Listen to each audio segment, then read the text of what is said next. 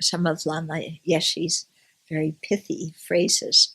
So one says, live in harmony with one another and be an example of peace, love, compassion, and wisdom. So yesterday I talked about living in harmony with one another, and today I'll talk about being an example of peace, love, compassion, and wisdom. So first of all, about being an example. If you try to be an example, you're probably not being an example, okay?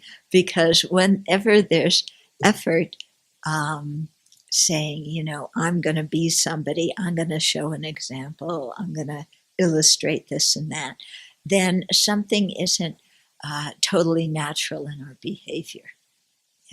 Because we're trying to be somebody, put on a face of some sort. So here, what Lama's talking about is not putting on a face, but actually by transforming our mind, being that kind of example to other people, but without saying to ourselves, I'm an example, everybody look at me. Okay. So, of course, to be an example of peace, love, compassion, and wisdom, we have to generate those qualities within our own mind stream.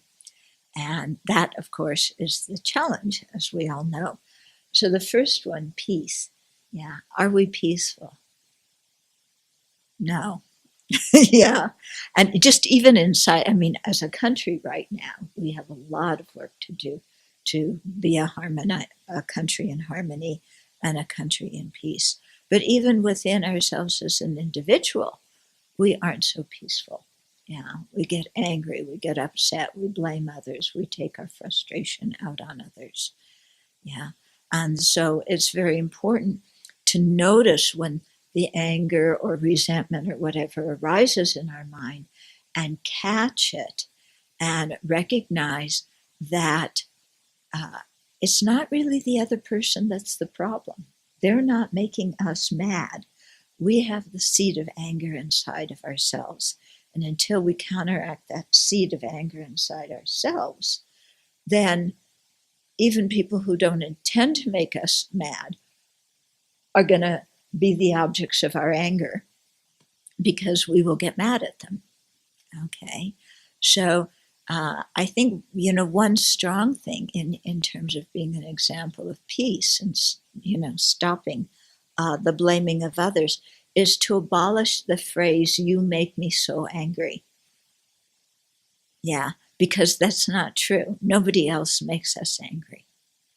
I know you don't like me to say this. It's so much nicer to blame other people for our upset. But really, it's our own way of interpreting things, our own lack of having a big tolerant mind, our own lack of compassion that makes us judge people. And of course, our own self-centered attitude that holds that we're more important than them and our happiness is more important. And so they should do what we want. Yeah. And so it's all these preconceptions in our own mind that make us so unpeaceful in our own mind and so intolerant of other people, no matter what they're doing. And I'm not even talking about politics here. I'm talking about that famous case of we have a joke around here, where they put the spatula, because when you're cleaning up for the kitchen, you have to put the spatula in the right place. There's only one right place. If you put it in the wrong place, all hell breaks out, because then the next person who wants to cook cannot find the spatula. Yeah. So then, of course, you have a right to be angry because I'm trying to cook and I can't find the spatula and it's your fault. Okay, so it's an example of a petty thing, but we get mad about a lot of petty things, don't we? So when, our temper flares like that, how are we going to be an example of peace to anybody else? Because we certainly aren't peaceful in ourselves. Okay, so the first thing is, to recognize what we need to work on and come back and then work on that again and again and again to enlarge the scope of our mind and have a patient, tolerant, flexible, compassionate attitude towards others. We'll continue with love, compassion, and wisdom tomorrow. I think peace is enough for today.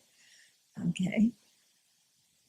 But as one of our things that we say at the Abbey, bringing peace in a chaotic world, this is something that's very dear to our hearts and something we should do our best to actualize within our own hearts.